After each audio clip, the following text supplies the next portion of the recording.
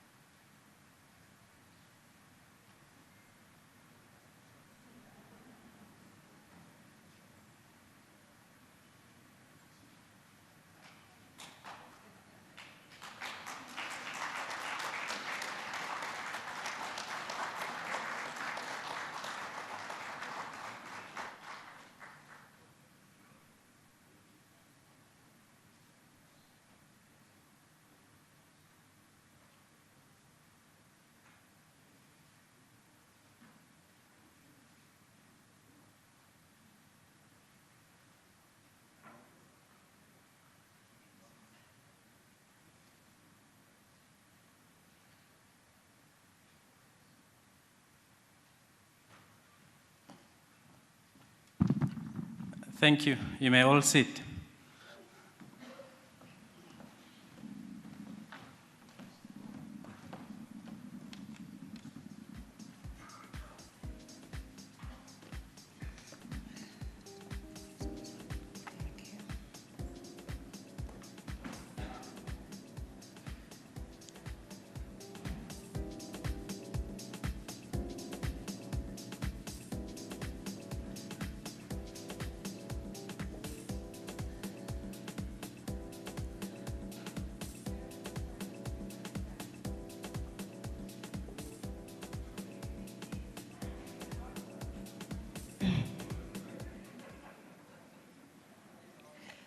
When the righteous are in authority, the people rejoice. But when the wicked beareth rule, the people mourn. Where there is no vision, the people perish. Where there is no revelation, people cast off restraint. But blessed is the one who heeds wisdom's instruction. Proverbs 29. Good evening, everyone. I'm Professor Darlene Miller of the Thabo Mbeki African School of Public and International Affairs. I am your program director for tonight, and we welcome you here heartily. The title of our Africa topic tonight is The African Union at 20. We have called our great African lions to speak with us. We have called our great lionesses to herd us when we stray. Hear these wise visionaries and heed their truths. Our Twitter handles for our social media crowd, at UNISA, at TM Foundation, at Lenkabula, and at UNISA Africa Today, at hashtag UNISA Africa Today. I now will hand you over to our very special, very dear Professor Puleng Lenkabula. She's the Principal and Vice Chancellor of UNISA. And guess what? The first woman Vice Chancellor in 148 years at UNISA. Isn't that wonderful? She's also a professor of ethics, supervising the intersections of ecology, economy, and feminist theorization. She's wholly, fully, with all her heart committed to the success of UNISA, to making our university a proud and innovative African university for global thought leaders.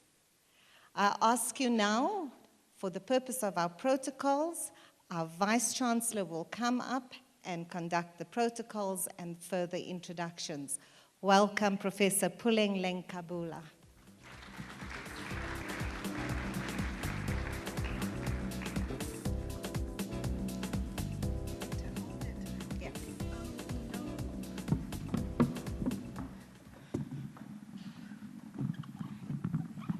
Good evening. Dumelang? Sanbonan? Good evening. Thank you. I'd like to acknowledge the Director of Programs, Professor Darlene Miller, who's an Associate Professor of Citizenship Studies at Thabo Mbeki African School of Public and International Relations, who will be steering our program this evening. I also want to acknowledge His Excellency, the former President of the Republic of South Africa, the patron of Thabo Mbeki Foundation, and the Chancellor of the University of South Africa. Good evening, President. Thank you. Dr. Geraldine Fraser-Muleketi, the chairperson of Thabo Mbeki Foundation Board, but also the Chancellor of the University, Nelson Mandela University. Our keynote this evening, a doyen of knowledge, a tower and fountain, who's looking at the formation of African scholars and their global contribution in shaping futures. Professor Toyin Falola, Professor of History, University Distinguished Teaching Professor, the Jacob and Francis Sanger Mosika Chair in the Humanities at the University of Texas, Austin.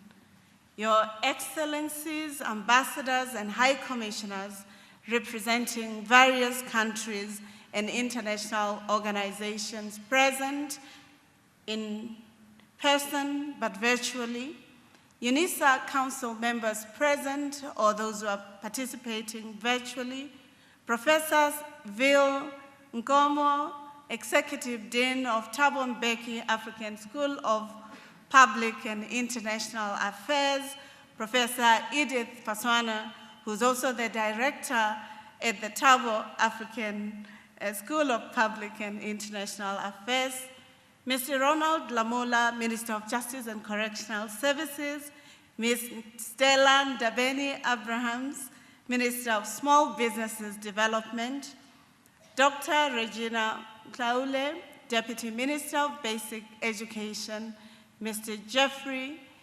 John Jeffrey, Deputy Minister of Justice and Correctional Services, Mr. T.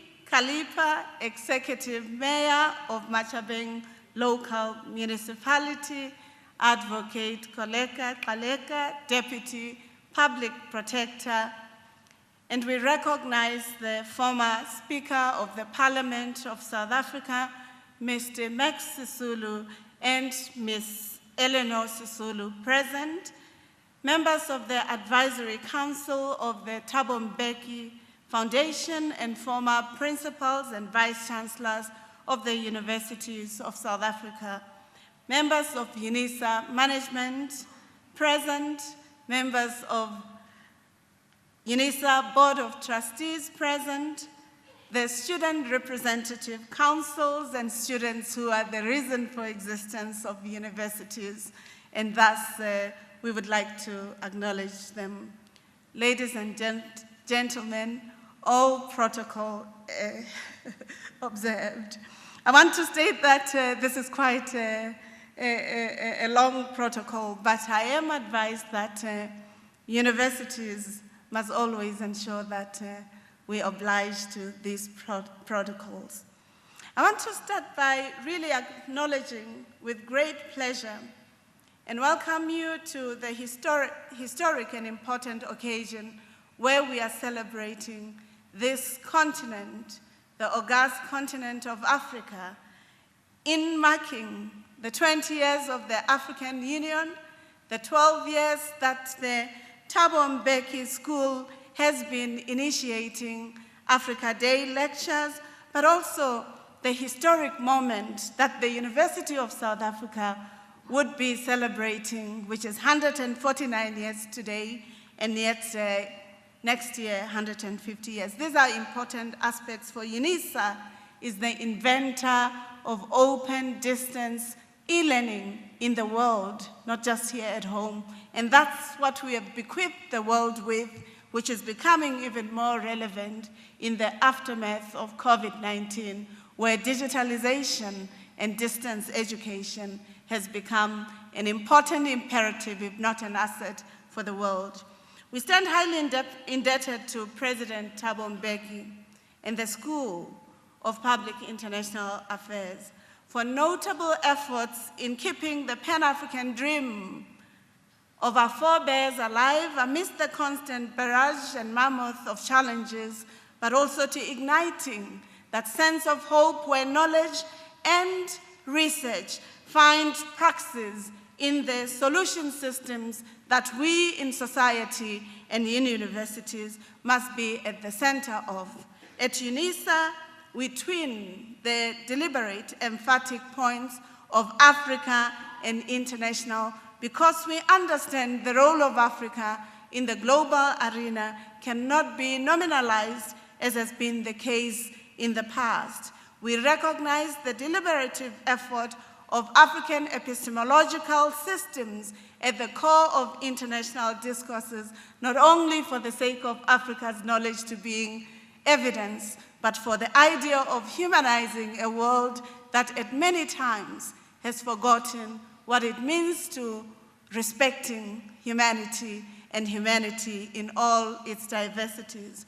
For far too long, the voice of global forums has often been muted and undermined in international world order that exhibits traits of racism, sexism, militarism, as well as marginalizations of forms of exclusions and knowledge that Africa would have done. And the invitation by President Mbeki for us to thinking through what it means ontologically, but also in terms of knowledge, to being African, and his invitation in 2002 to rethinking and reimagining the organization of African Union into the African Union is an important invitation that all of us in society, including as institutions of higher learning, must affirm. The strategic repositioning and erudite reconfiguration of the OAU with the baggage that it had, but with the responsibilities to ensuring that the future of Africa is ascertained is very important. For the past 12 years, the Thabo Mbeki School has been growing in leaps and bounds within the University of South Africa, but also in the global arena, because that's where we play. Increasingly becoming an academic center of excellence for the country, for the continent, but also for the world, it has become a flagship arena for the University of South Africa, but also for South Africa in general. The challenges and opportunities of the continent are not what I will delve deep into, because that is the question that our keynote speaker and in conversation with all of us will be raising. But allow me to cite our keynote speaker's quote. In his book, African Universities Shape, in his book on decolonizing African studies, knowledge production, agency, and voice. This is an invitation to ensure that knowledge is not just talked about, it's embodied, it transforms, and the agency of those who know are able to be co-constructing and building its futures. And he says, allow me to quote you extensively, Professor Falola. He says, the future with respect to the status of coloniality appears to be a joint venture between intellectuals, the government, and the people of the nation.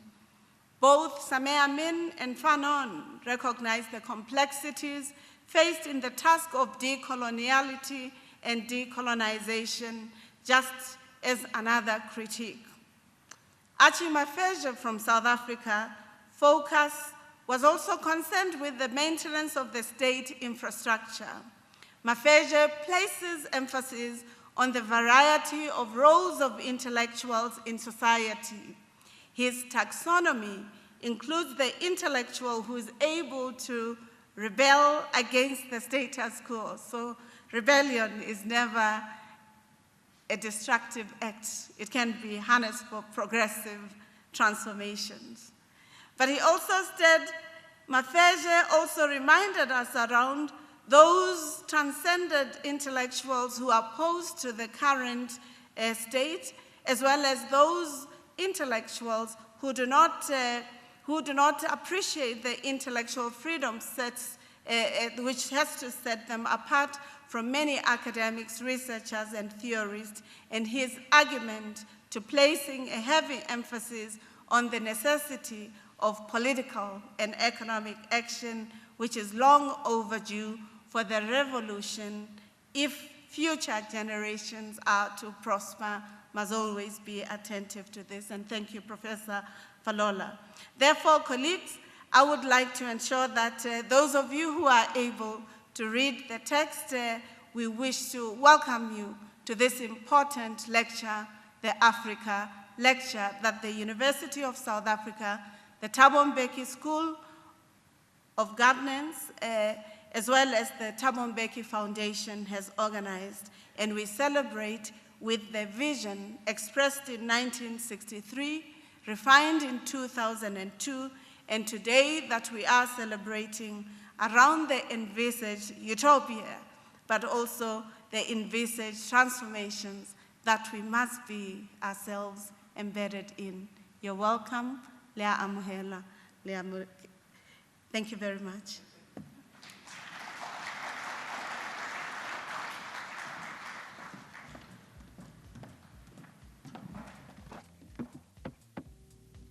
Thank you, Prof. Lenkabula.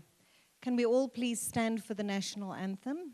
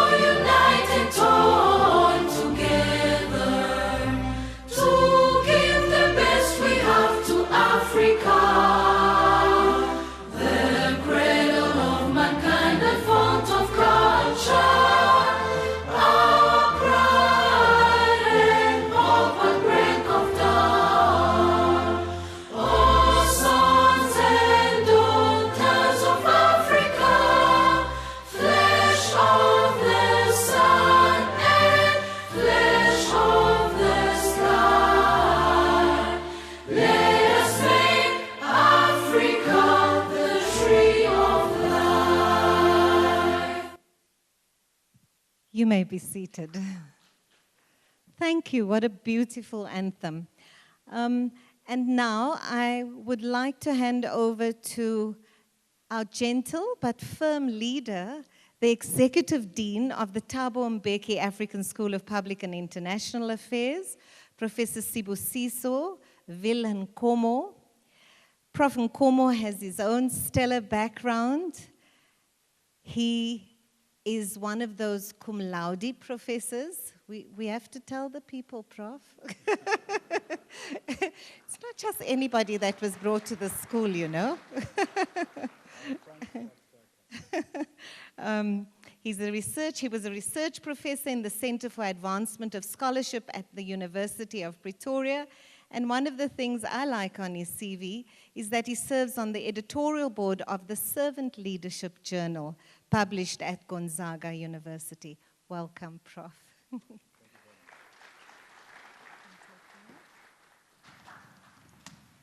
Thank you very much, Madam Chairperson of this august occasion and great celebration. I want to say there comes a time in the history of a people where you ask yourselves, why do we have universities? Why do universities exist? Do they serve the purpose of a country, a continent, and the world? We have certainly come to try and want to answer that deep question. We deliberately sought to name our school the Thabo Mbeki African School of Public and International Affairs. We named it after a great son of South Africa, a great son of Africa, and a player in the world. An intellectual, a deep thinker, an economist, a diplomat, and a student of history. We were afraid that if this great son of Africa is gone unforgotten, all of the qualities which I've mentioned will also disappear. So the school has been spoken a lot about, and we've learned from him that transdisciplinarity is the way to go. Transdisciplinarity allows for a university to be able to groom and educate young people who can have a broad perspective to knowledge and a broad understanding of how developments must take place. So highly delighted that the name Thabo Mbeki has given us that opportunity to explore transdisciplinarity with our master's and PhD programs. We are convinced that without curriculum reform, you cannot go anywhere. You cannot continue with a curriculum which is colonially based only, but you must also expose your own thinking as an emerging country, as an emerging continent, and as a continent which is freeing itself from bondage or past history. But it doesn't mean that you negate what the rest of the world is also there to offer. You've got to also take that into consideration. The Thabo Mbeki African School of Public and International Affairs, which I'm going to refer to as the TM School, also pays attention to being a center of excellence. I want to cite Nyara Sudakasa, the late Nyara Sudakasa, who used to say, excellence must be the buzzword of an institution of higher learning.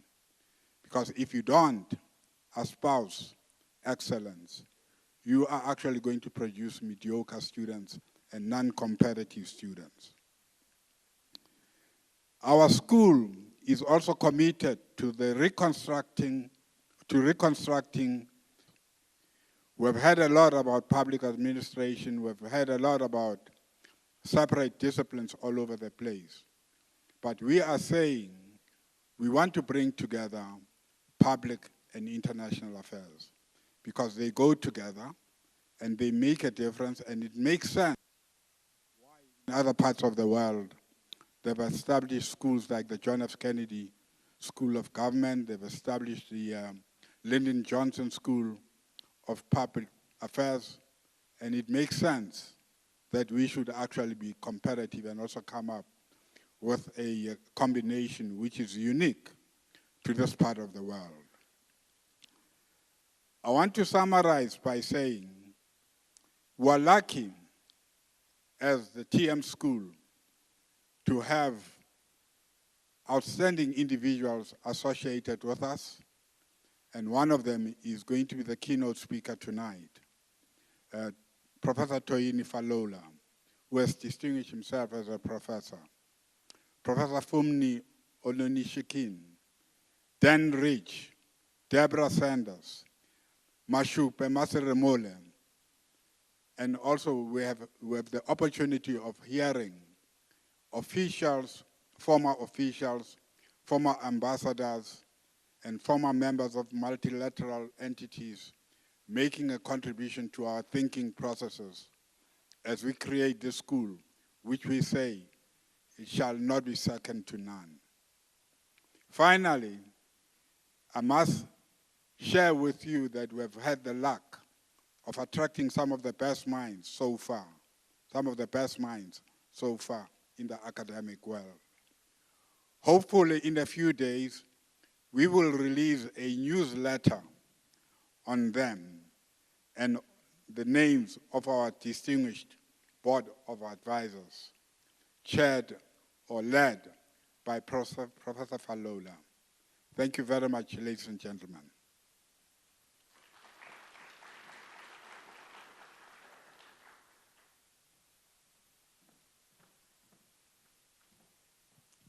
Thank you, Prof.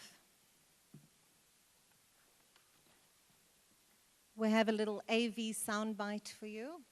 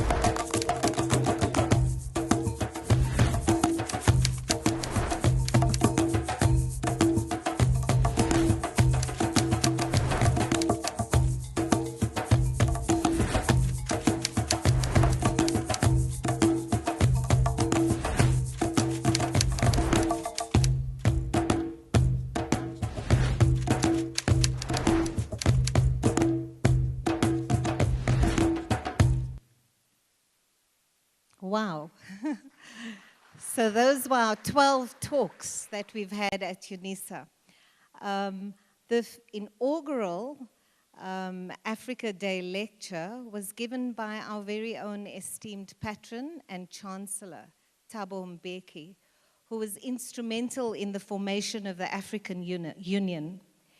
He gave us the ideological fuel for this vision in the program of the African Renaissance. And tonight, it is time for us to reflect. So we call on Thabo Mbeki to introduce this phenomenal human being we have here for you today to help us with this reflection. Welcome, Tata. Do we need this thing? Yes. I don't think we do. This one is working. Okay. It's okay, leave it. All right. Thanks a lot, Program Director. I suppose all of us have seen this program. And if you've read it, you will see that it says,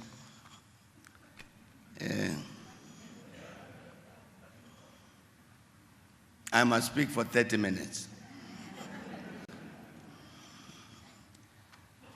Now, I decided no, that was not enough. So I'll speak for 40. But thanks a lot, Program Director.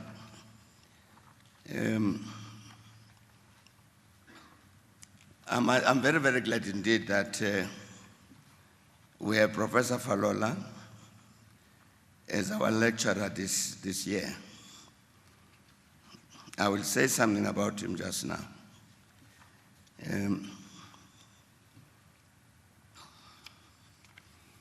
When we asked the African Union for permission to host, we asked the African Union for permission to host what was then the Organization of African Unity. And we said we would like to host the summit of the OAU in the year 2002. Normally, you ask for that permission 2-3 years ahead of time. And the OAU agreed. The reason for it was that it was the 90th anniversary of the ANC. So we thought it would be important that on that anniversary, the continent should join us here in South Africa to celebrate that particular birthday.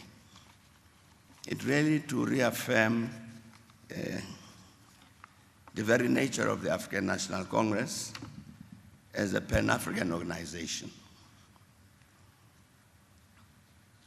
And so it happened that as we waited for the OAU to come to South Africa, it changed into the African Union. And that's how we became the host. And of course, that generated high expectations, the formation of the African Union. Because it did seem at the time that with the liberation of South Africa in 1994, at last the summit, the Organization of African Unity, which became the AU, would attend to this other particular matter of the reconstruction of our continent. Because indeed, ever since the OAU had been formed in 1963, its real binding matter was the struggle for the liberation of our continent. And I'm saying that with the liberation of South Africa, it looked like the time had come that the OAU, which became the AU, must attend to this matter of the eradication of poverty, eradication of underdevelopment, development of our continent, replacing it in the context of the rest of the world in a particular place of honor. And therefore, a lot of excitement when the African Union was formed, with the vision that indeed it must be more interventionist, for instance, capable of intervening in any African country, member state, if crimes against the people were being committed, like genocide and crimes against humanity, unlike the OAU. So we're very, very pleased indeed to host the formation, the launch of the African Union here in South Africa at the Kings Park Stadium in Durban. So obviously it was clear to us that therefore when the AU celebrates its 20th anniversary this year, it would be important that the Africa Day lecture should address that matter. To say, where are we? Where are we with regard to meeting all of the things that we promised ourselves 20 years ago? It's a challenging topic, and it seemed to us that we needed a particularly skilled person to address this subject. To say the positive things, to say the negative things, but in the end, to say maybe, to enable us to say, well, this is where we were 20 years ago, this is where we are now, and where do we want to be in 20 years' time? Which I think is very important for our continent. Because all of us know, as we're starting from this country, we can see the challenges, major challenges that face us as Africans. Now, Professor Falola, as has been said, is many extraordinary things. He's a celebrated author, editor of books, writer, poet, academic leader, organizer, teacher, Pan-Africanist.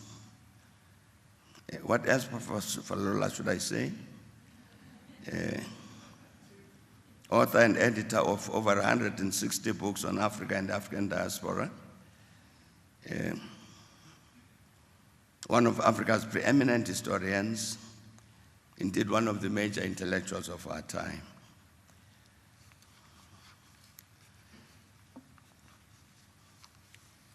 There is an annual international conference that's named after him. That's the Toyin Falola Annual Conference on Africa and African Diaspora, which meets every July in a major African university. The Association of Third World Studies has named its annual Best Book Award after him as the Toyin Falola Prize for the best book in Africa, on Africa.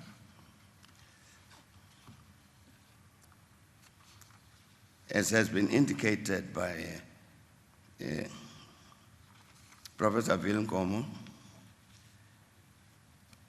Toyin Falola has done us a great honor of serving as the chair of the International Advisory Board of our African School on Public and International Affairs, to bring all of that experience and knowledge to the building of this particular school so that it must be as excellent as he is.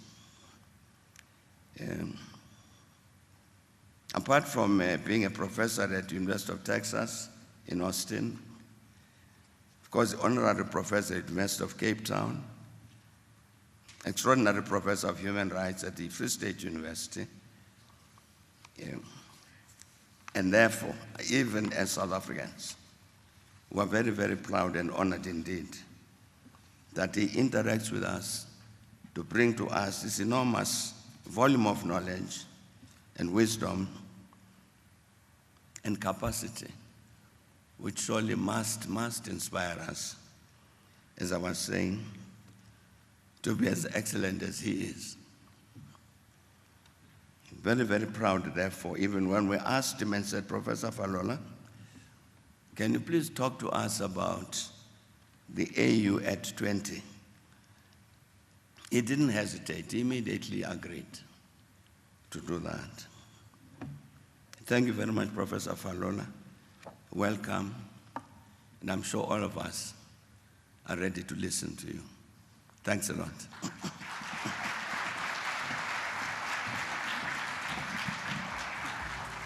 Nkosi Tata Mbeki. And now, can we welcome our Nigerian professor in an African way and ululate?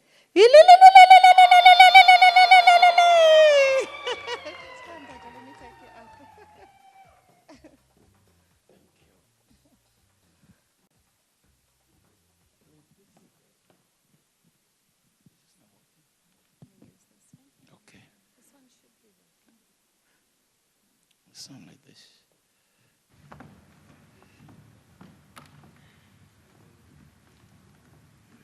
His Excellency President Mbeki, the Vice Chancellor, Professor Lenkabula, I stand on all existing protocol. It's a pleasure for me to be here today.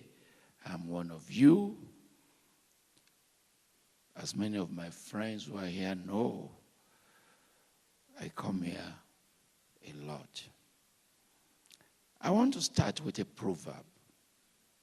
A heavy basket cannot be lifted to the head with one hand. It's a Yoruba adage with the meaning that one can only boast of a collective and cooperative front because an individual effort makes one susceptible to attacks and challenges. In English, you say united we stand, divided we fall. There are many variants of this adage, but the point is that collective effort leads to greater success, and this is the foundation of the African Union that we are gathered here today to celebrate 20 years of its existence. It's an evidence of a paradigm shift in continental ideology. The African dream took on a more profound continental hope and shape when African countries came together to plan on how to achieve independence across all sectors of African life and development. Before this, as President Mbeki reminded you, the Organization of African Unity attempted to promote unity and economic independence by upholding unique African social attributes and economic progress among all members. The history of the African Union is well known to many of you in this audience, and its problems are also well known. The swing shifted in 2001 when the OAU took decisive steps to refocus its objectives and structures to accommodate contemporary matters affecting us, as well as a renewal of developmental strategies to match our realities. The African Union was founded in 2002, following a 2-year process of thorough analysis of the former entity. It was a vigorous, robust conversation. The papers are available, the debates are important, and they represent major documents of the era. Since then, the AU has taken on a new duty, different from achieving independence from European colonial rule, and it has tried to focus more on preserving democratic principles. In this transition, and at this moment, we have to pay tribute to some of our ancestors who initiated many of these ideas as way back as the 19th century.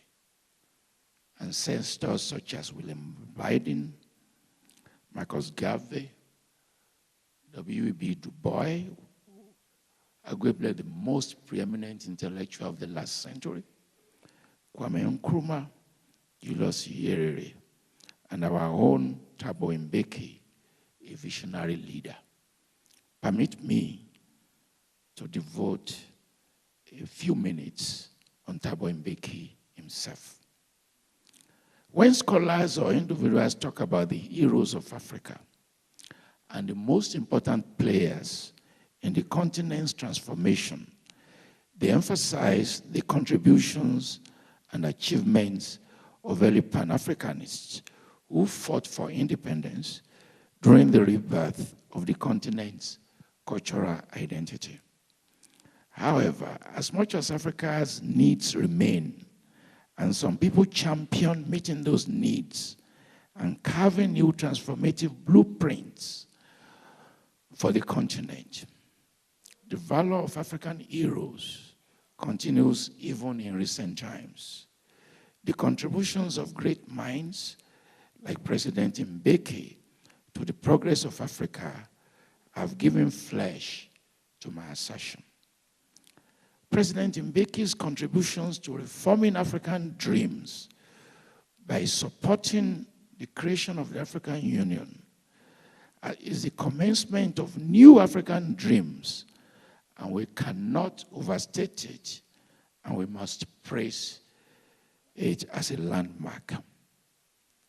The existence of philosophy and ideology formed towards the development of the continent was one of the qualities of this visionary leader and nationalist. Thabo Mbeki was one of those philosophical leaders who had a conviction about what Africa and its future should look like. He refused to be among those agitated by words alone. Instead, he cherished ideologies with notable actions that have made him a celebrated African visionary leader. President Mbeki believed in an African renaissance and held to that ambition to develop the continent. His speech to the South African Constitutional Assembly on May 8, 1996, titled "I'm an African," made people understand his renaissance ambition for the continent.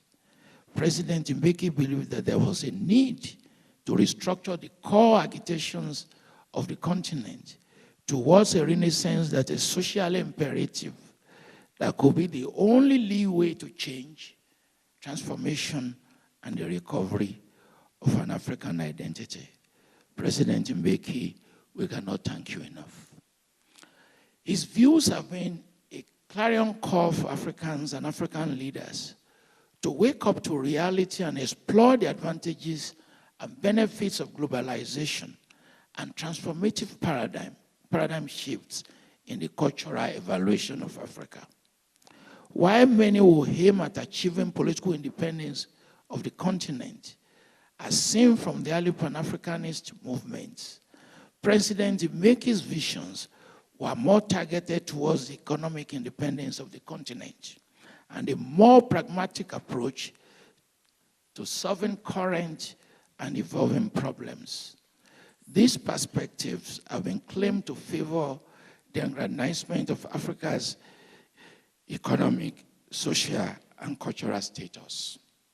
He built on the ideas of Blyden, he built on the ideas of Du Bois, he built on the ideas of Nkrumah, and he shifted many of these ideas to economic paradigms. That shift, Thabo Mbeki School, you have to study them more robustly. The Renaissance is built on Africa's innate attributes, as Mbeki argues, which have been seen in our past history, like the architecture, arts, creativity of African cultures, Nok civilization, and Egyptian innovations, among others. However, the ideas were open to foreign aims in order for Africa not to be self-destructive, considering the necessity of intercontinental cooperation. This reflects in President Mbeki's notable activities regarding the creation of NEPAD, and how he was instrumental in getting the G8 countries to fund the agency. We cannot thank him enough. Mbeki's visions have been labeled neo-Pan-Africanist and argued by different scholars, including myself, to be partly off the grid of Pan-Africanism. However, one thing is certain about his ambitions for Africa and Africans. The core principles of Pan-Africanism are not in any way thrown to the wind by him, but are quite developed to take the visions of contemporariness and build a continent for the future.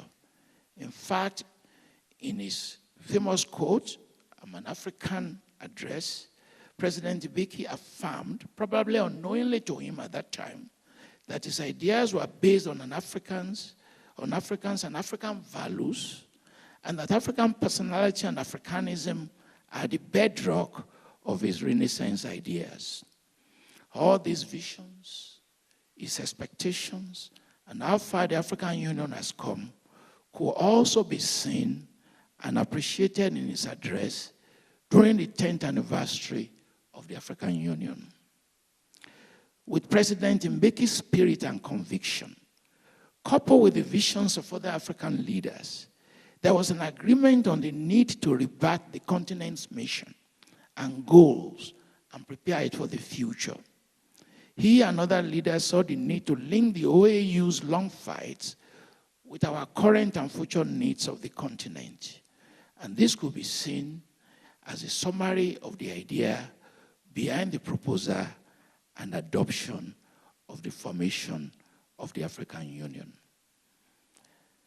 The African Union objectives and achievements built on many of the achievements of the Organization of African Unity, the need to modify the limitations of the OAU, the need to go beyond the failures of the OAU, the need to draw development issues into the platform of the OAU, the need to intervene more effectively in conflict areas. And the African Union set out as a symbol of hope for the renewed aspirations of Pan-Africanism, fusing previous ideas of many of our ancestors with some of the ideas of President Mbeki that I've outlined. To define the mission of the Union, it developed some 14 objectives for itself. This included guiding principles that will be material to the realization of these objectives.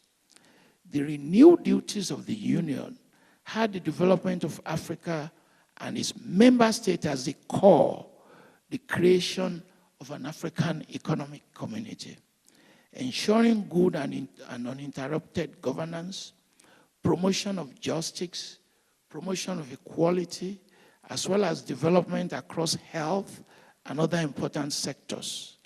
One of the major characteristics of the new objectives was the absence of attention to the decolonization of the continent, in contrast with the agenda of the OAU. Many of you have doubted the success and performance of the African Union. I hope to convince you this evening that it has achieved a lot. It has actually achieved tremendously. And I'm not talking from reviews of policy papers. I'm also talking from experience as someone who has been involved with many of his activities, most especially in the area of higher education. Many of you may not know that the African Union has established universities. It was a privilege for me to be at the convocation ceremony at the University of Ibadan, where they receive higher degrees. And we have redefined the issues around research grants to make it more relevant, to assess its impact, and we have reviewed the linkages with external colleagues and Africans abroad. Many of you may not know that it was very deliberative to redefine the number of African regions from 5 to move it to 6, in which the entire body of African diaspora, we now categorize them as Africa's 6th region. And to those of us who write books and textbooks, we are doing the linkages. We are trying to say we should not make a distinction between home and abroad and fuse them together. Many of you may not be aware that the African Union has insisted on the creation of African 6th region in all presidential offices. They've created the African bond, and they have created linkages between those at home and those abroad. I am happy to be part of that great initiative. It's a symbol of hope And the objectives have made the African Union preoccupied with the development of its member states. It has prioritized issues of economic interests more than ever before, with solid documents on intergroup relations, intergroup trade, Africa Free Zone, ideas about developing an African currency.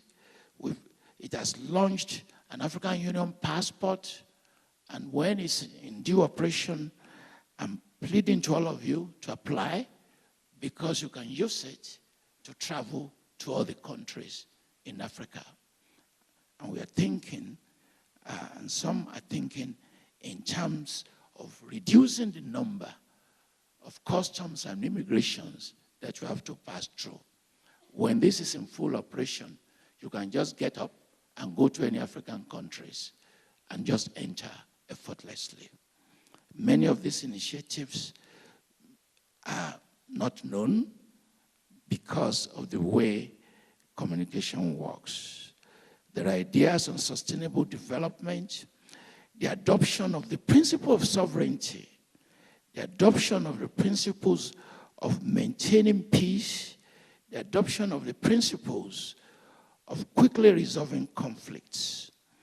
The African Union inherited the globalization attempts of the OAU and related challenges, including the risk of marginalization and separation within the continent. Decisions have been taken with respect to globalization, and in recent time, the conversation has been about the revival of the non-alignment movement. This is the area where there's a lot of discussion, driven by the current crisis in Ukraine. Should we revive the non-aligned movement?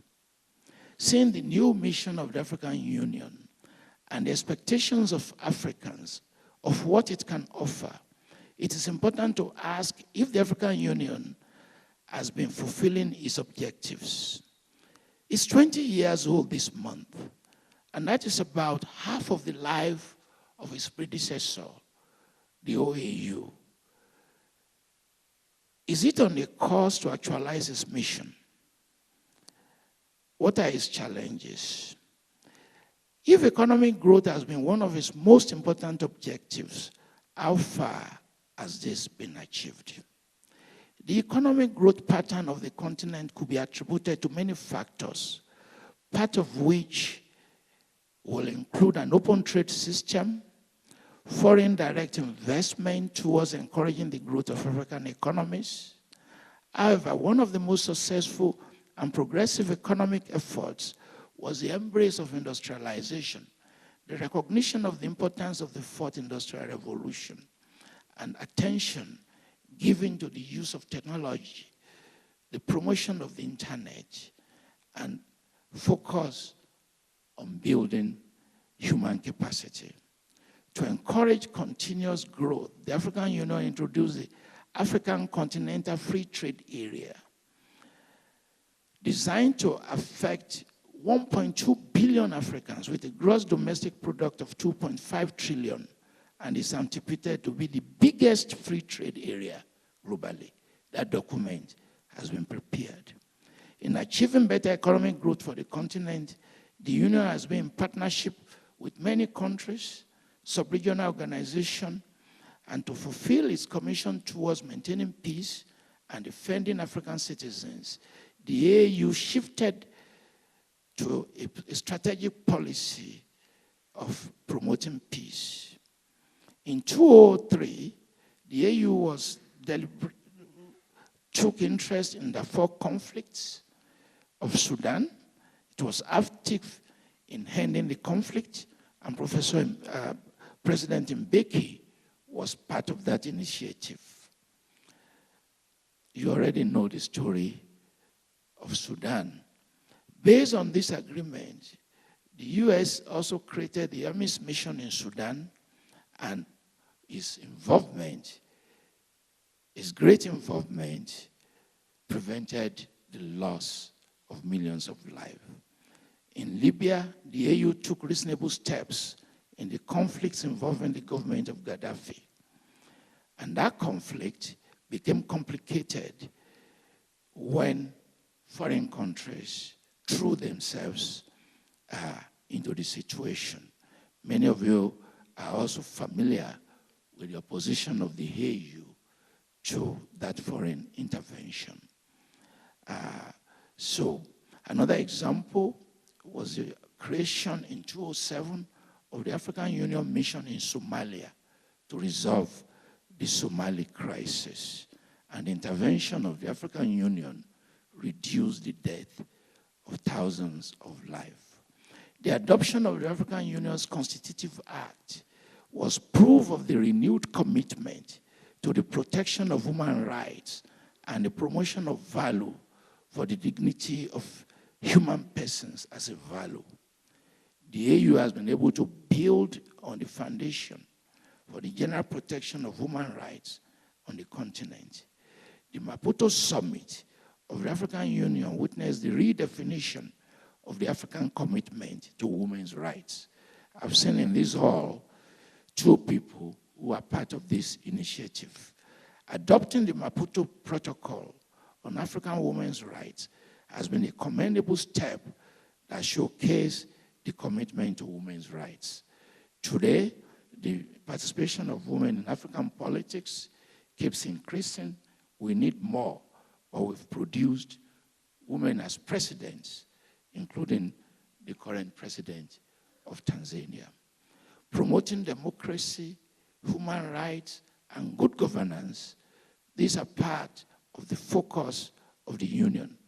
We've created the Charter on Democracy, on government, on elections, and a Department of Political Affairs with a commissioner who monitors many of these activities. I've said all this just to mention some major contributions. But we have challenges, we have failures, and disappointment that I will talk about.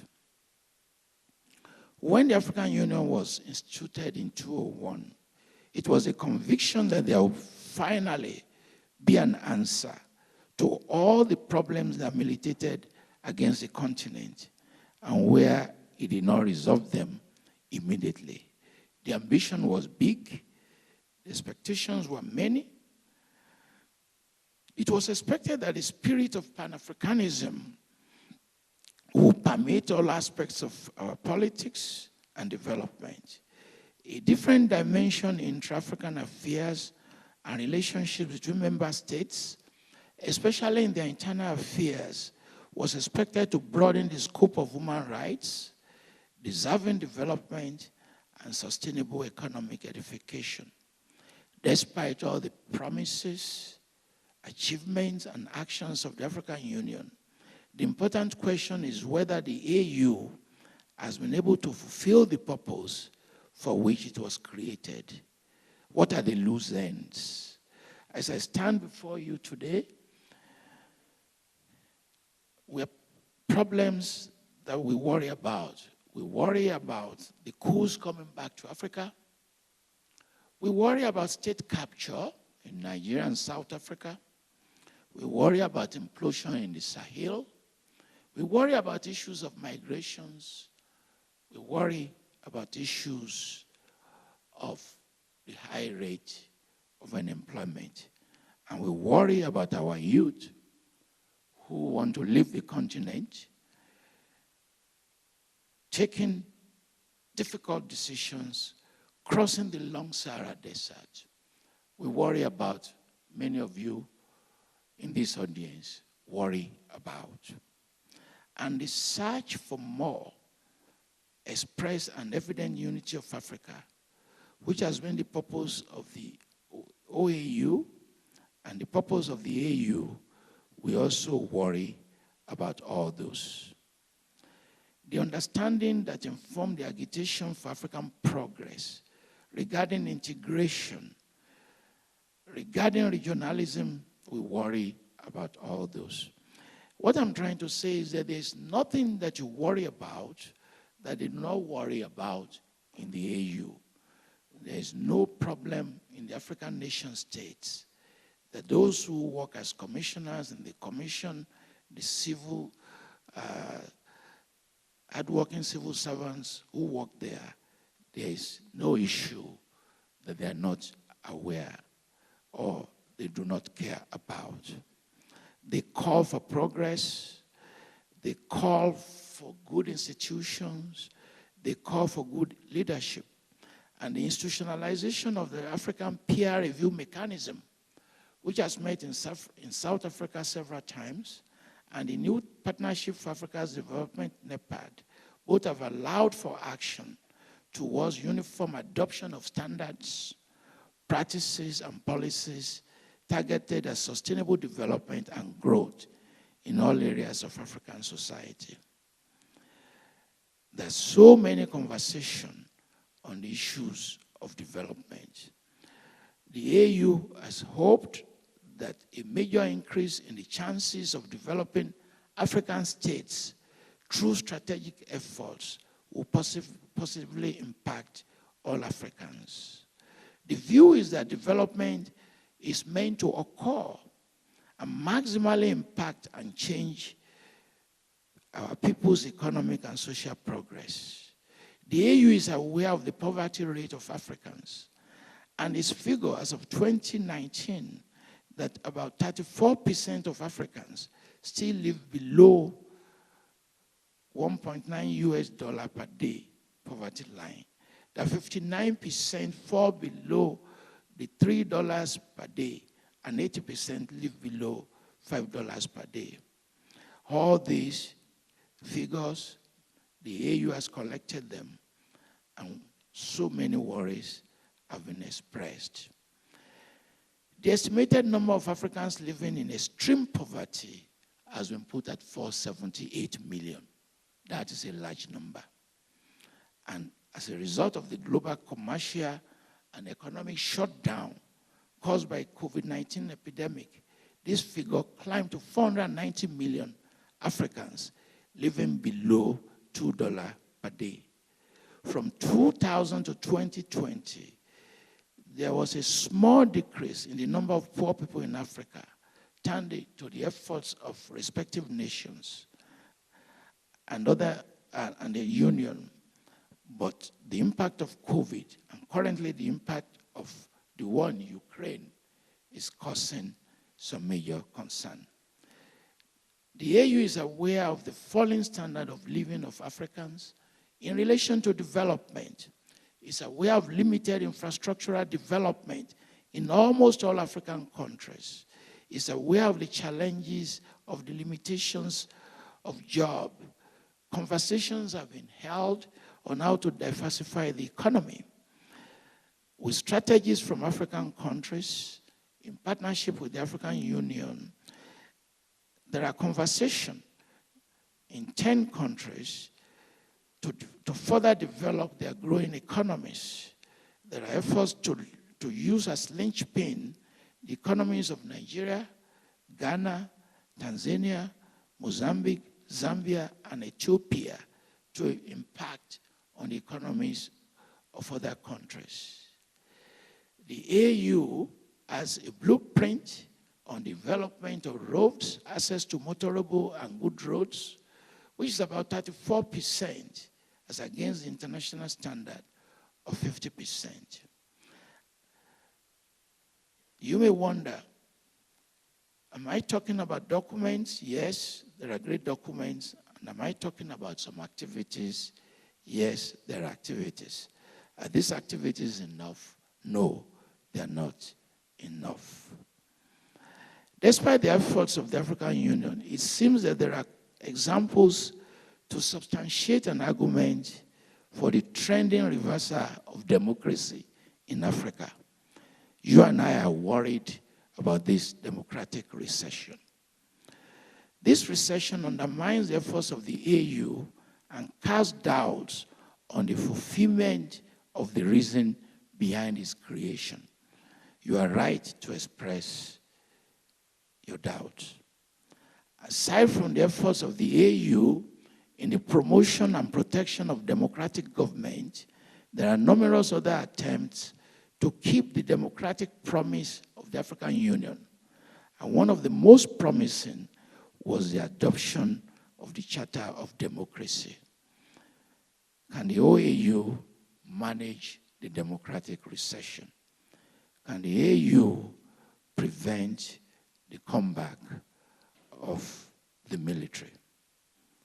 We cannot approve and disapprove simultaneously some of these activities. The AU has essentially not been stable in many of its commitments to promoting democracy in Africa, and its inconsistency has opened the Union to legitimate criticism.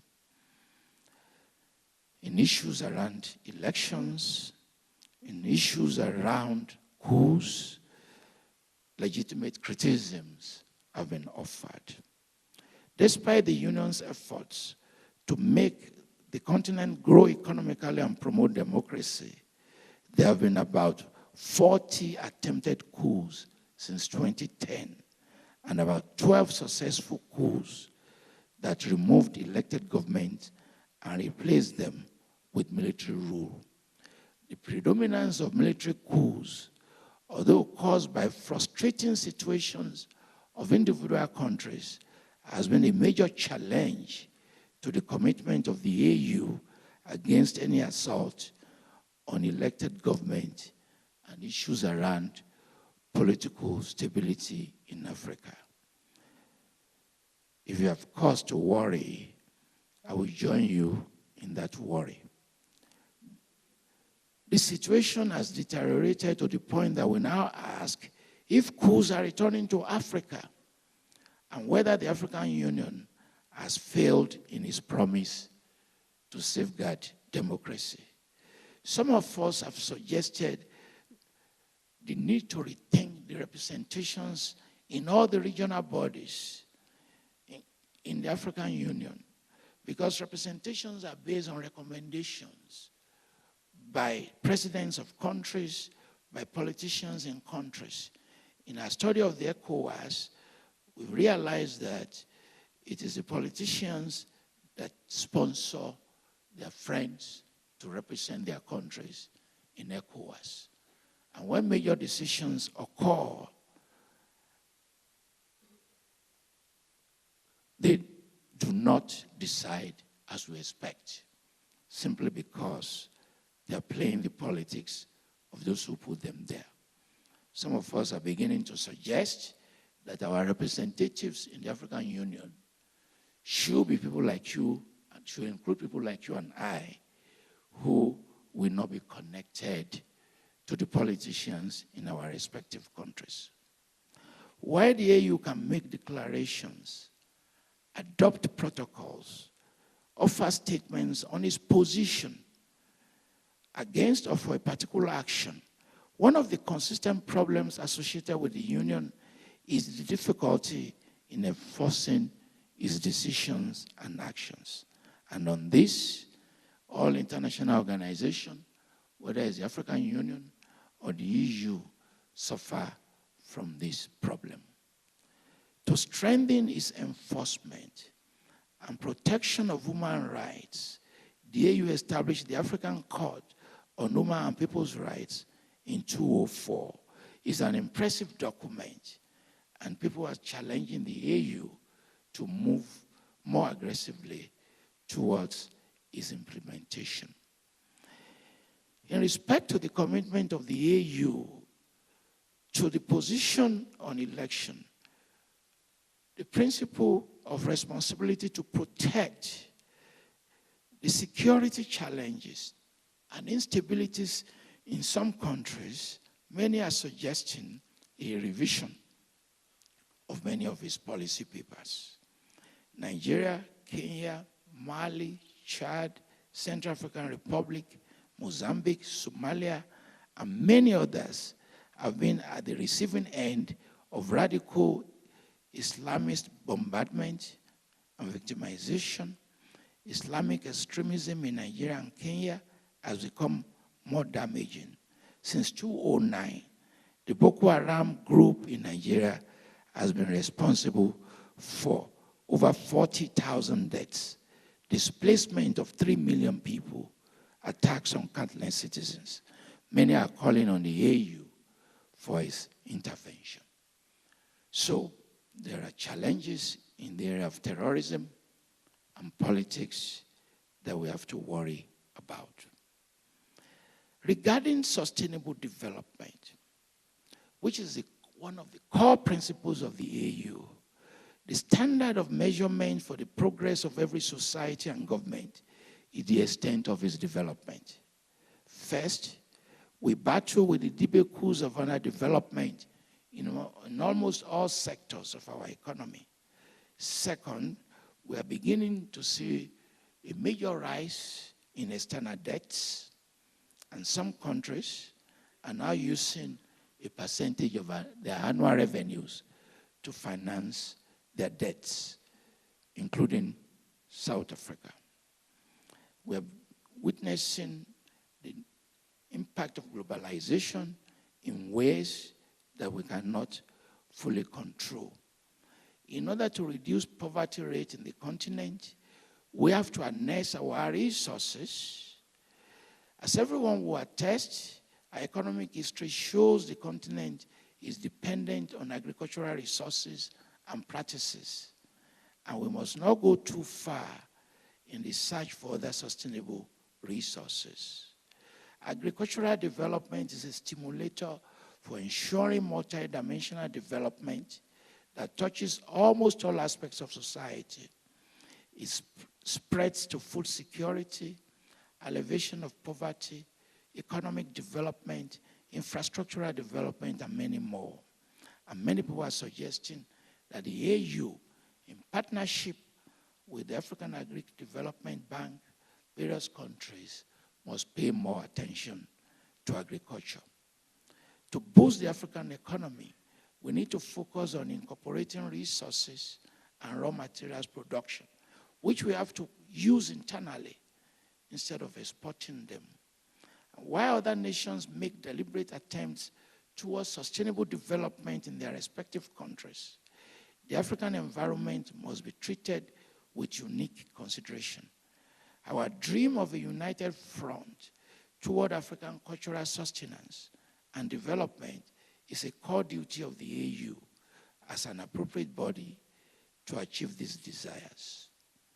At its inception, the AU inherited a Pan-African orientation that builds a collective approach to worldviews and economic development.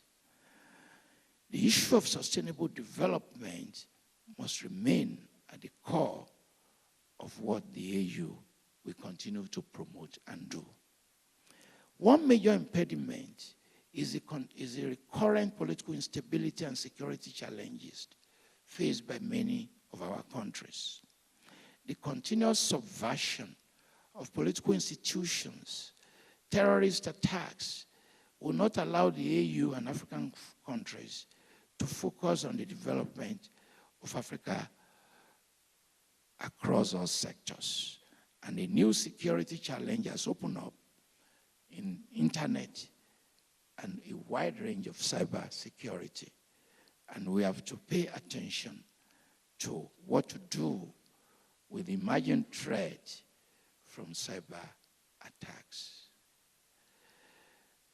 Many of you have heard about the Agenda 2063. And this Agenda 2063, I want to talk about because it now constitutes the overarching core of the program of the AU. For the past 20 years, the African Union has recorded commendable achievements. It has failed noticeably in many areas. It has battled recurrent and momentary challenges. The Union has gone through transformational processes that have been able to make it adjust its orientation towards the current needs of the continent. While we might be concerned about the past and current actions of the AU, we must always be ready to draw back and ask if the AU has a plan for the future.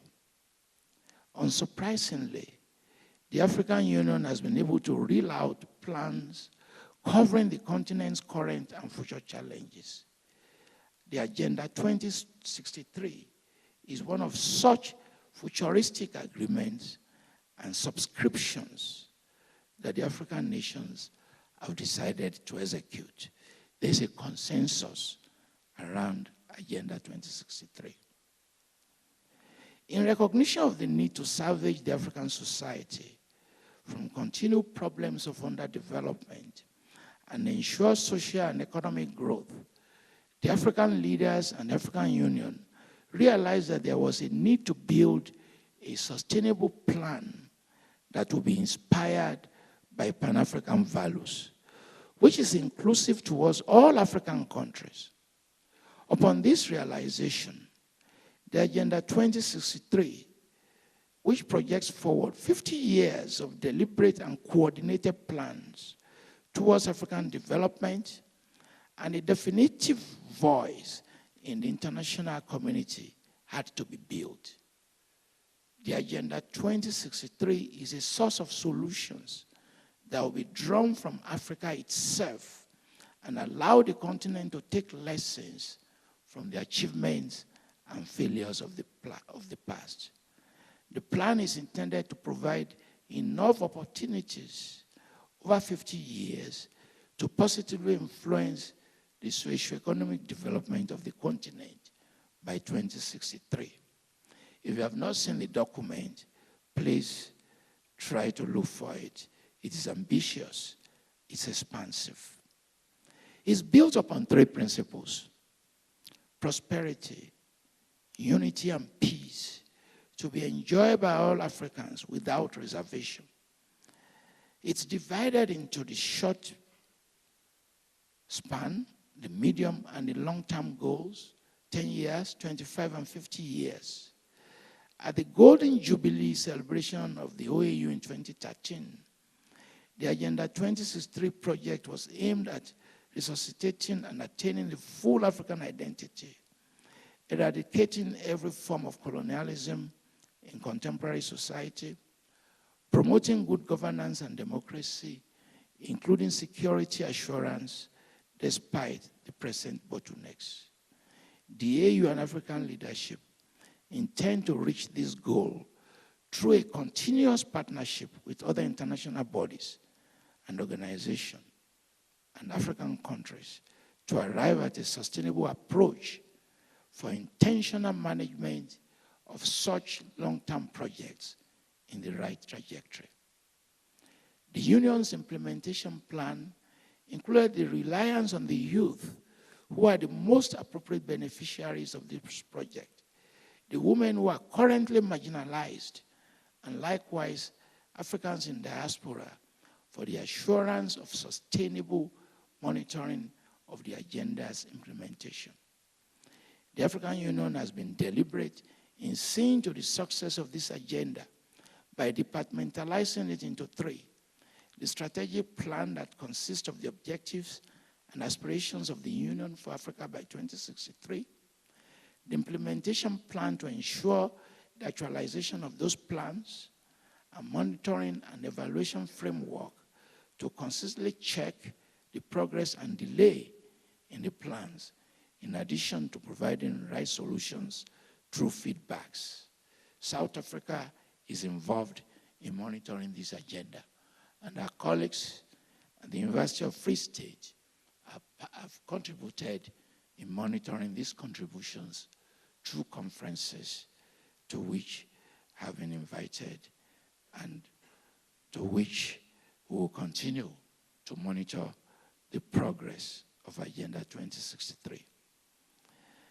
While the African Agenda 2063 is important and commendable, many factors will have to be implemented to ensure that the plan does not change, extended, or disposed of before or after the time frame. The AU must learn to ensure that the implementation and monitoring institutions of the project are well equipped across this time, and its operation must be inclusive of all the African societies and cultures. This is to ensure that the plan does not fail as a result of a lack of implementation and monitoring institutions. The AU must ensure that it achieves a common understanding of the agenda across all its member states to ensure uniformity of purpose and development. To achieve this, the Union must increase its efforts towards achieving unity among African states, ensuring full cooperation of all countries and stakeholders. More so, for this plan to succeed, it must be powered by a prepared and understanding human force. And in order to achieve such a prolonged continental project, it is important that the African Union must intensify its agitation for basic education and encourage meaningful investment in science and technology to prepare the population for and ahead of the 2063 realization deadline. More so, it is important to enhance and recommend the embrace of continuous research in all our universities, in all fields, to increase the possibility of innovative breakthroughs that will aid the actualization of this vision. And in giving its new grants, the AU is insisting on research that is connected to this agenda. You and I must treat this agenda in respect of each specific country based on their specific and special needs.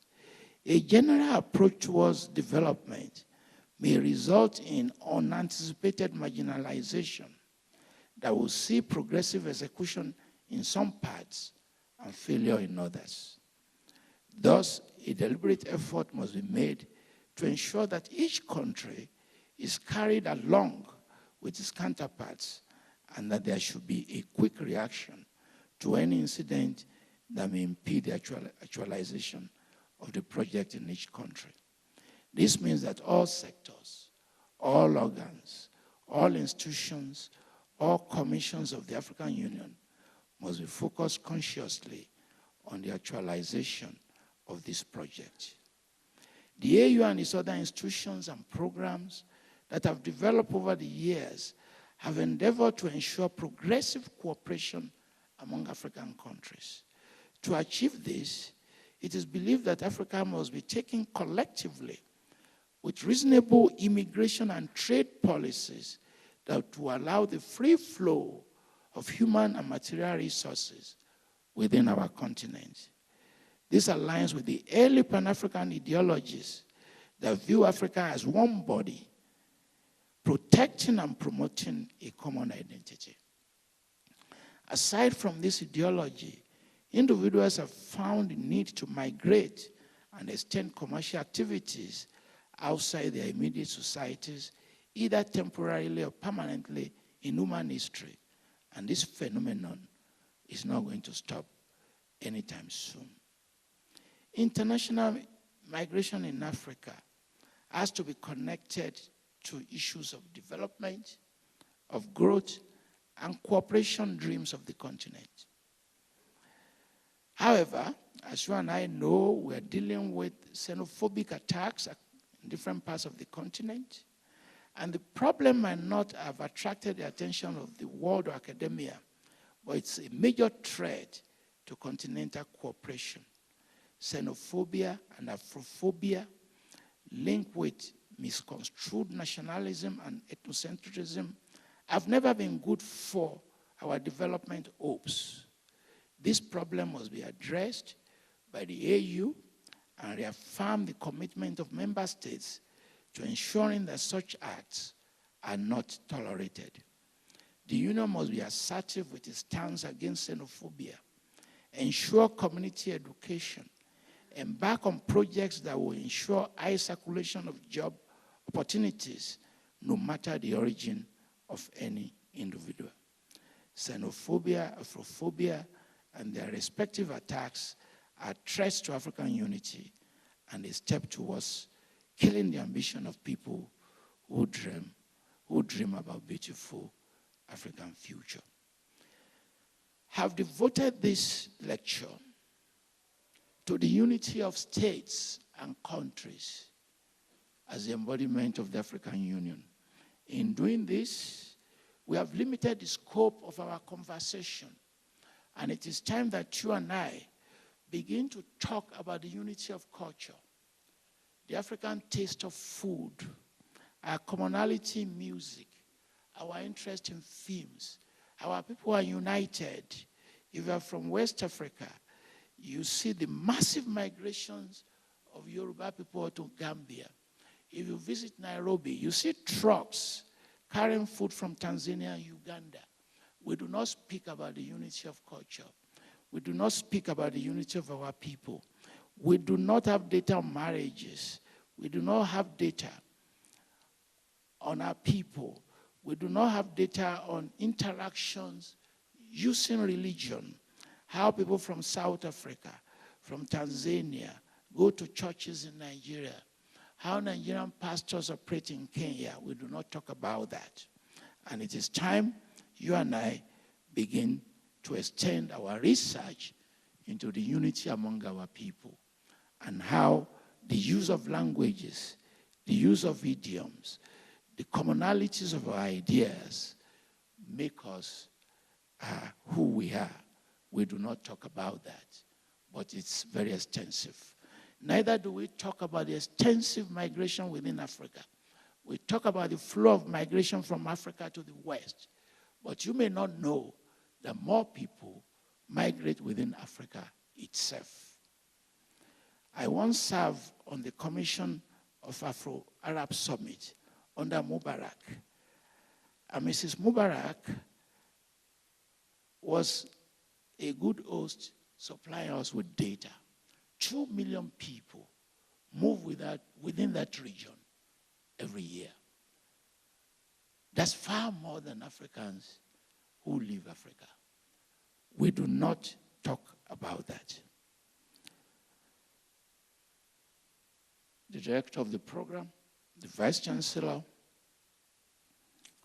members of the audience, let me close this lecture. And in closing it, I want to return to a statement made in 2002 by President Thabo Mbeki.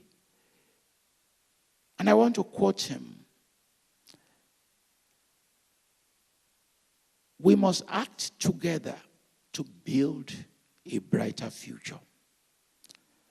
Working together with all of us, governments, parliamentarians, trade unions, private sector, civil society, religious communities, cultural workers, for a better future for the peoples of Africa. And I want to throw challenges using this quotation. And the first challenge will go to Professor Fi Nkomo, who has been given the leadership opportunity to lead the T-Mali School. In our disappointments, in the limitations of Africa, one of the agendas of the T-Mali School is to give us solutions to this problem. Professor V. Nkomo, we expect a lot from you. And we have seen the agenda of the school covering areas of international affairs, governance, citizenship, development, leadership thought.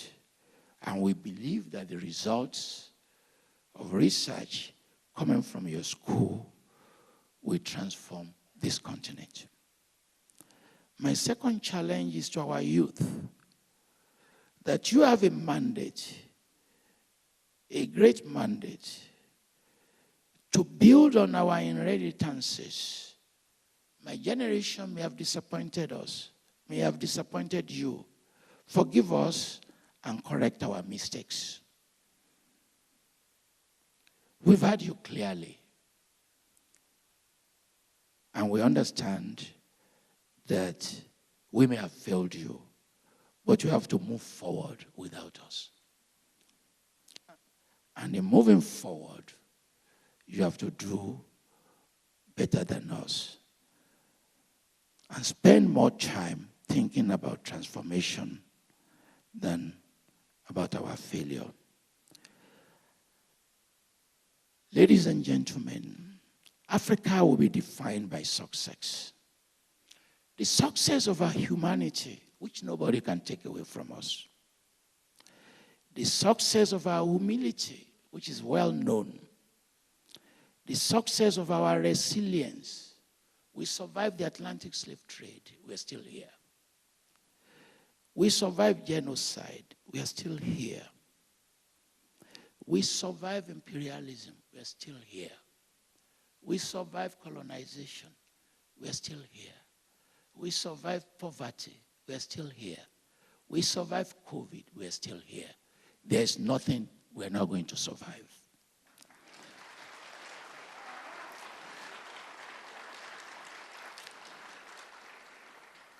The success of our endurance. Nobody is celebrating agonies and poverty, but we overcome. The success of our hope, which no one can take away from us. The success of our enormous capacity to turn our pain into our gains. And our gains will multiply and multiply, overcoming our pains. Thank you.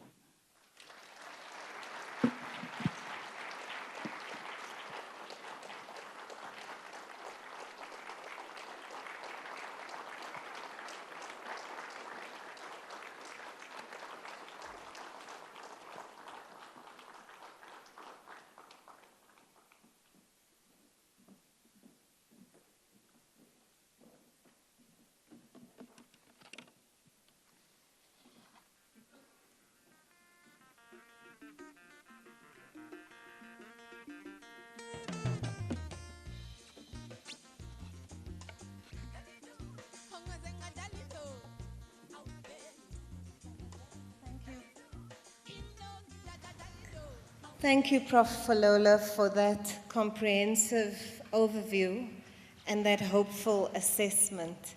You have touched our hearts. So at this stage of our program, it becomes your turn. And wow, when I look at our audience tonight, we see that beauty of Africa all around our audience. Dr. Geraldine Fraser-Moleketi and others coined a term called fashionomics, and it speaks to some of the creative energy that we as African people bring, the beauty that we as African people bring. And so right now, I'm going to hand you over to our Professor Edith Paswana. She's the director of our academic programs, so there's a heavy mantle on her head with a school that is in its early stages. And she's associate professor as well at our TM school. In her own words, she describes herself as an Afro-decolonial thought leader. She was the Distinguished Humanities Lecturer in 2014.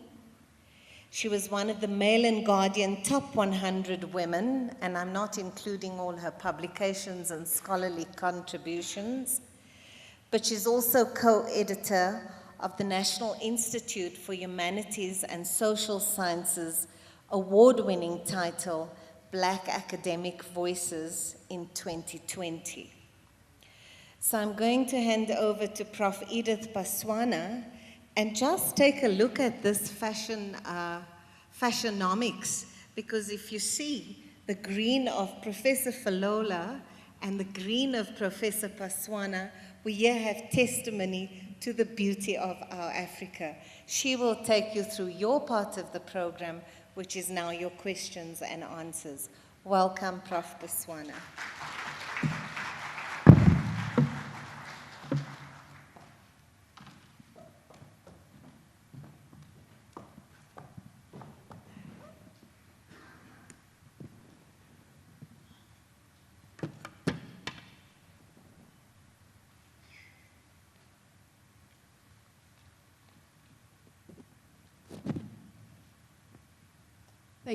Thank you, Program Director, Professor Miller. Thank you, His Excellency, the Chancellor of UNISA, the patron of Thabo Mbeki Foundation, and our patron at the TM School, the former President of South Africa, the Vice Chancellor, in absentia here, Professor Lenkabula, the Vice Chancellor and Principal of UNISA, our distinguished guest speaker, one of our eminent scholars on the continent, Professor Falola. Let me stand on the existing protocol and say to all of us distinguished guests, ladies and gentlemen, good evening. Professor Falola, welcome to South Africa and welcome to the TM School. You remain one of our eminent scholars in the diaspora. Authentic in my language, which is Sotho sa Leboa. They say,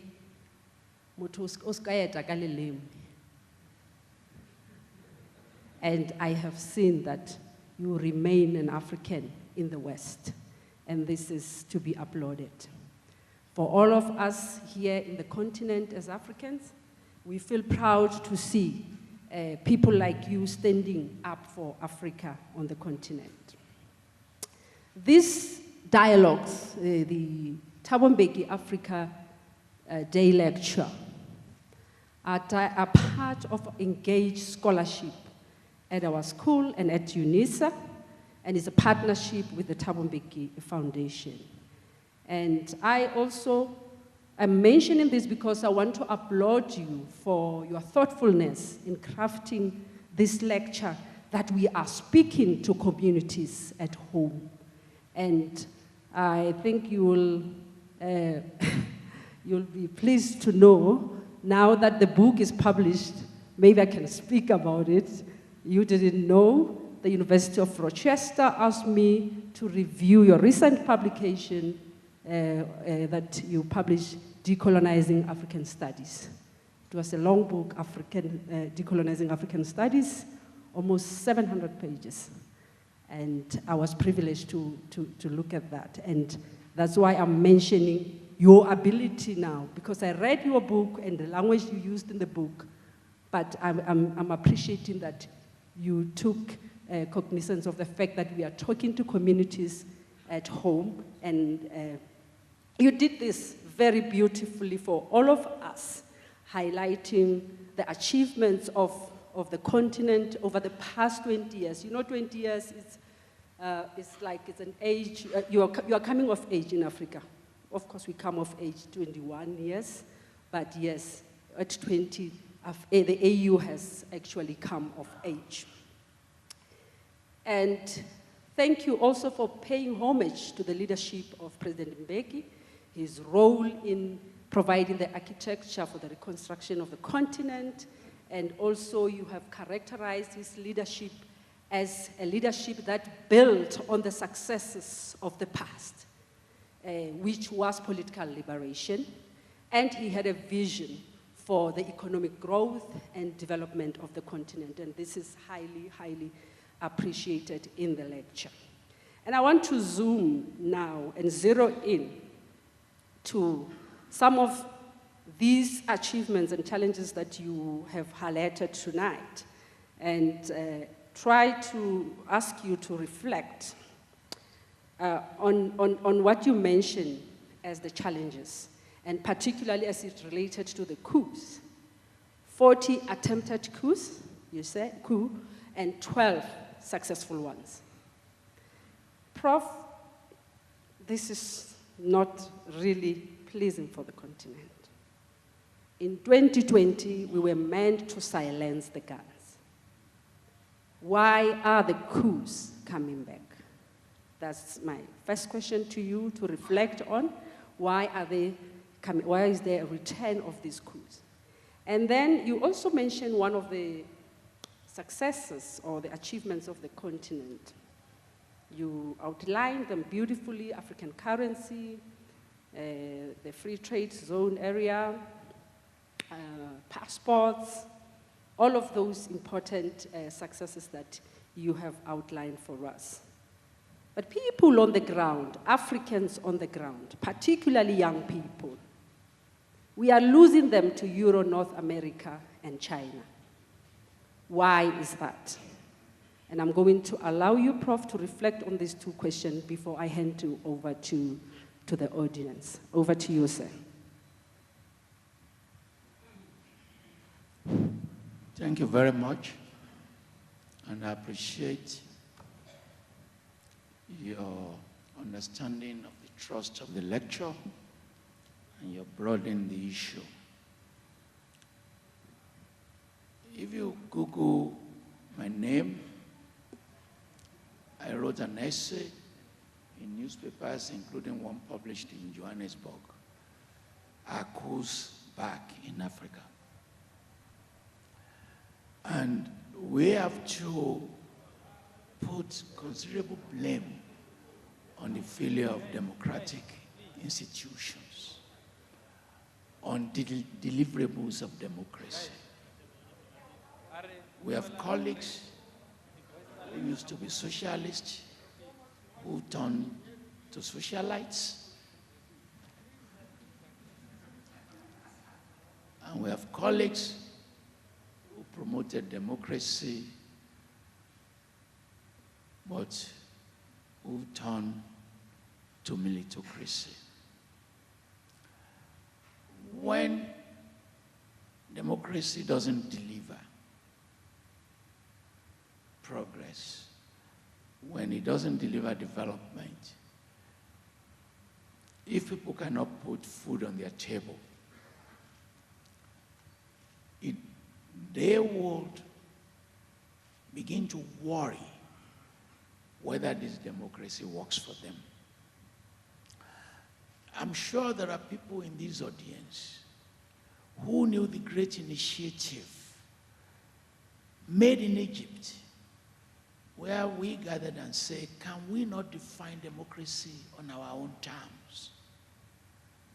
And we rejected its liberal definition of dividing power into three, the organs of government. And we were definitive to say that democracy in Africa must include issues of food, issues of education, issues of water supply. We were insistent that we cannot define operate democracy outside of development. If you live in Western societies and you follow their debates, you often wonder, are these not debates based on the fact that they have no problems?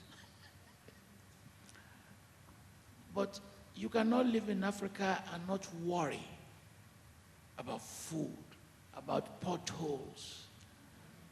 You have to worry about them, about erratic electricity supply, about water shortage.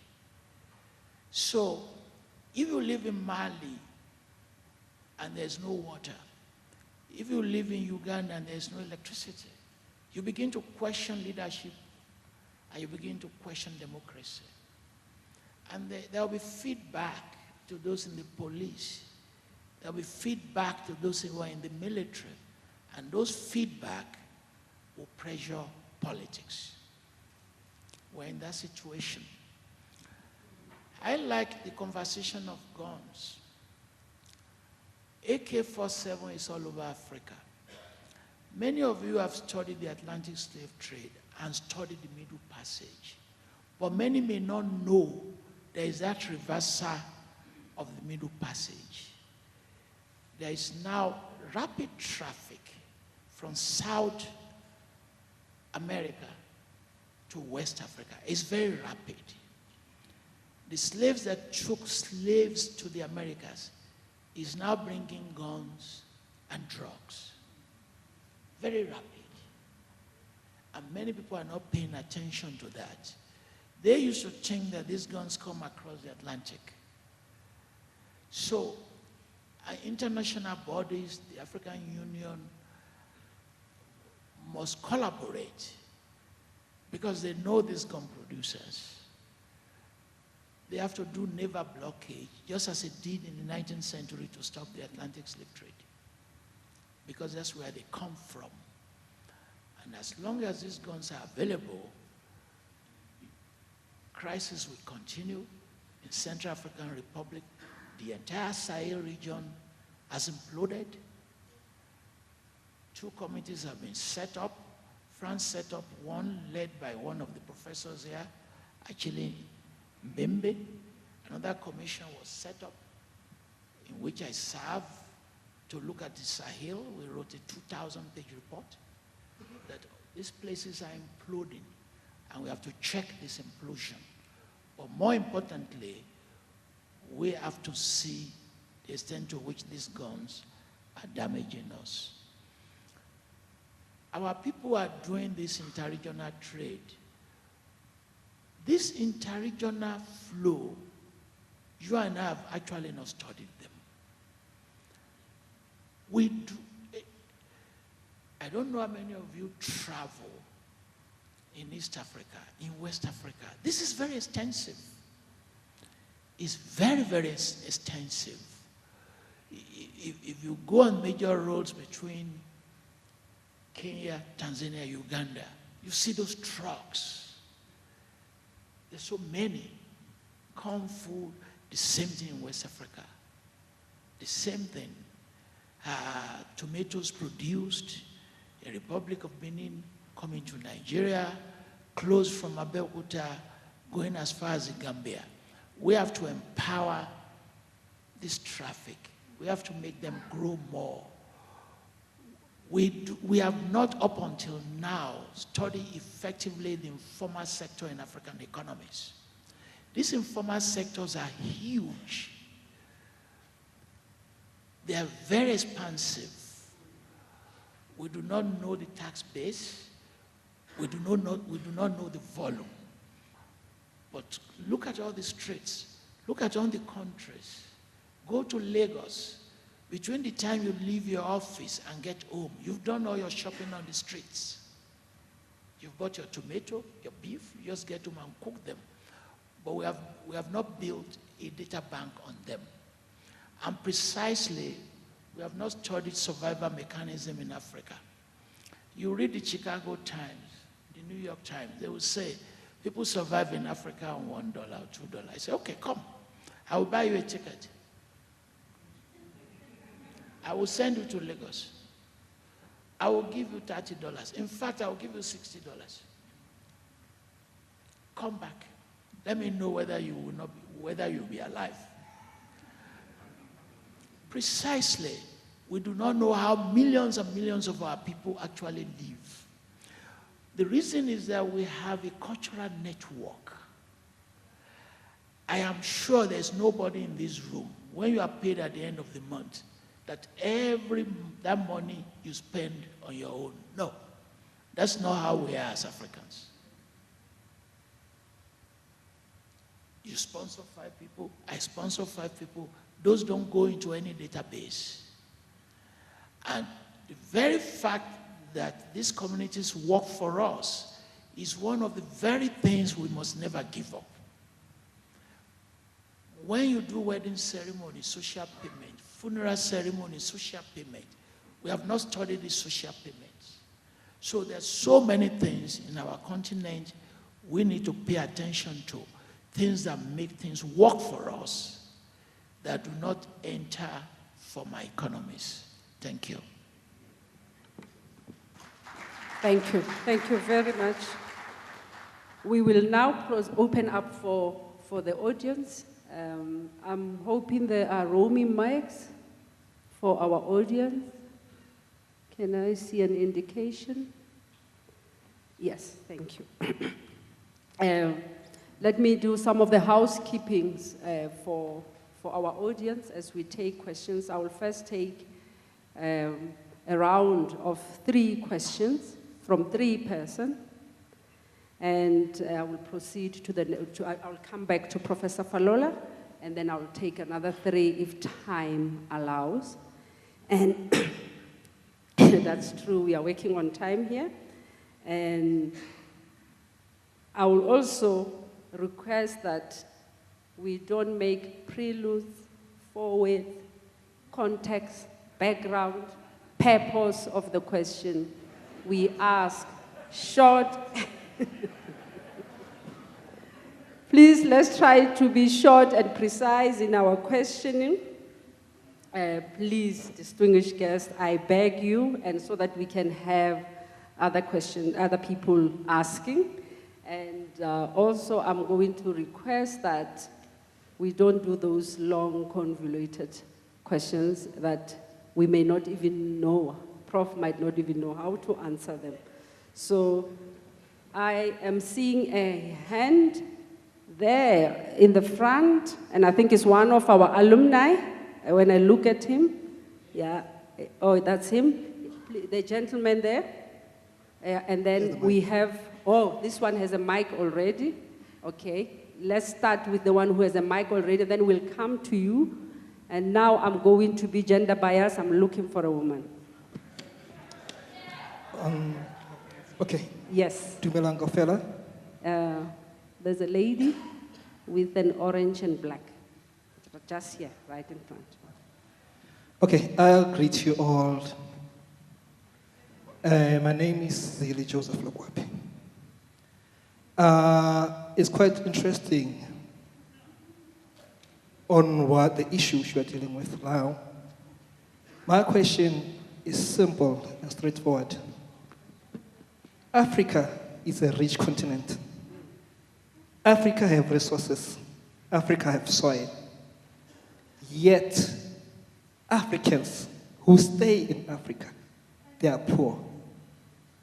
What is it which the scholars and the politicians, also those who are in the economic sphere, are they doing to make sure that Africa rises beyond its means? Because we cannot provide Europe or the West with our own things, yet our people are suffering at the ground. I mean, the issue of the war in Russia and Ukraine, it was not supposed to be affecting us here in Africa. We are not even part and parcel of it. Here in Africa, we have oil, but our oil is not used by Africans. Here in Africa, we have diamonds, we have gold, but our minerals are not used by us. Thank you very much. Thank you very much. Thank you very much. You can take your seats, sir. Thank you very much. My name is Simo Zulu. I am an alumni of Timali, which is now the TM school. I have lots of questions, but we will engage after this, Prof. I have one question.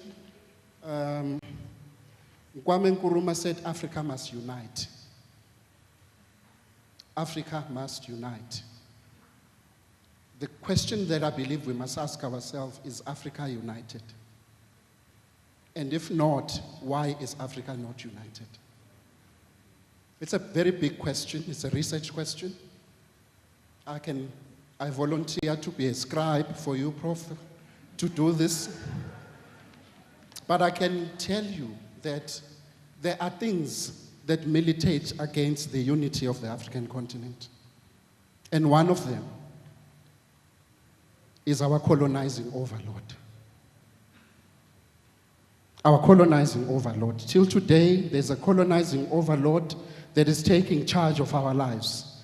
Now, the question that we must also ask is, what is it that we need to do to liberate ourselves from the yoke, from the tyranny, from the oppression of the colonizing overlord? Thank you very much.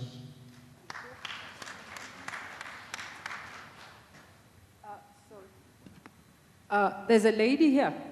I have recognized this lady here with an orange and black. Please, thank you. Thank you so much. My name is Lerato and I'm a student at UNISA, long distance, right? So, quick one, Professor. Sorry to say this, but I'm not ready to, as a young person sitting in this room, I'm not ready to forgive those who came before me. I'm not ready. The reason for that is because you guys sit at the AU without us. What is it that you're doing that involves us? Have you heard of what is it that we want as African youth? We have ideas, we're working so hard, but we are not involved. Does the AU have a youth organization? Does SADC have a youth organization? You don't have that, but you keep on saying you have a plan for 2063. I'll be 63 by that time. I'll be 70 by that time, I think.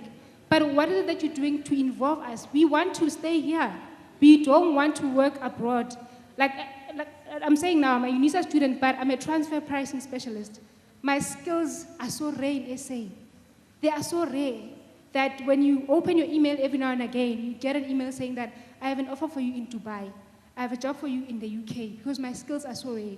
So I don't want to go. I want to be here. I want to rebuild my continent. So what are you doing to involve me as a young person? Thank you.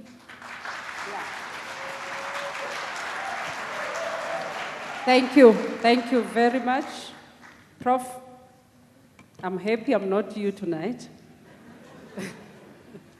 Over to you. Thank you very much.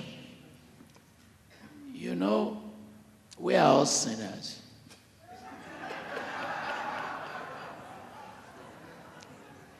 And on a daily basis, we seek repentance. And I know some of us will not be forgiven because the sins are too many. But people like President Mbeki and myself, whose sins are few, will be forgiven.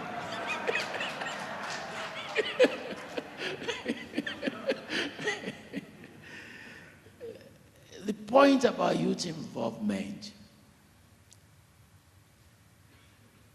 is a bigger conversation which is being held in our countries. Not too young to run is a slogan that you find. And in the last 3 years, you find /NSAS Nigeria, youth, big youth, protest against the police, Zambia, Liberia, Sierra Leone, youth massive movement in Uganda, movement against sexual harassment, against rape. These challenges are ongoing. They're vibrant, and we must encourage them to influence politics. Many of you are familiar with my writing. I have made major speeches in March at the University of Jomo Kenyatta. I advanced the argument that the theories that drive conversations today, cosmopolitanism, Afropolitanism, Afrofuturism, they do not hold to my generation, but to your generation. And that theoretical platform, which is reshaping the knowledge system, is also connected to the major achievements of our young men and women. And yesterday, I challenged the Team Ali School, and I was very, very honest in saying that the 3 dominant frontiers of our empowerment, of our transformation, none of it holds to our professors. None of it derives from our universities. I'm sure they were embarrassed, just as I too was embarrassed, that how can we have these universities and our 3 frontiers of transformation do not hold to these universities? What are these? The expansiveness of the creative industry in music, in fashion, in films, hold to precisely what you are talking about. And it is not the knowledge we produce in the universities that produce the third biggest film industry in the world. The witches in Hollywood movies that you enjoy watching in South Africa. Some of you are addicted to Nigerian movies. If you go to the government hall in Pretoria, in front of the hall, they sell Nigerian movies there. They do not hold to the UNISA or to the University of Lagos. We are very grateful to you, young men and young women, for reviving the African stories, for reviving the African traditions, for repackaging mythologies and science fiction and combining them in the most creative ways. And South Africa is also producing great movies that are on Netflix, local stories. The extensive nature of fashion, the creative aesthetics, they are generated by young men and women outside of the university space. And the globalization of the African music industry, one of the most successful in post-colonial Africa, does not hold to universities. As we are teaching them piano, they threw away the piano and went to gongs and drums. There is no club tonight in Johannesburg that will not play Davido, or Simi, or Gold, or Jerusalema. Jerusalema in 3 weeks had 45 million views. That's not a UNISA product. So it's a challenge to our universities that as the youth empower themselves, not only are we going to buy their knowledge, have bought into their knowledge of Afrofuturism. Indeed, on Wednesday in Zurich, I'll be talking about Afrofuturism, which is not a theory that holds to me. It's a theory that holds to you. So you have not been ignored. And because you have not been ignored, and you are transforming us, and when Nigeria recalibrated its economy, moving ahead of South Africa as the largest economy in Africa, you know what made it possible? Fashion, Nollywood, and Davido. That's it. So, you have actually forgiven us, only that you don't know. Because in creating these theories, in creating this creativity, in reviving our culture, creating music, creating new poems, creating new stories, you have said, Mbeki, you are an old man. You want to move forward. And we thank you for moving forward. Why are we not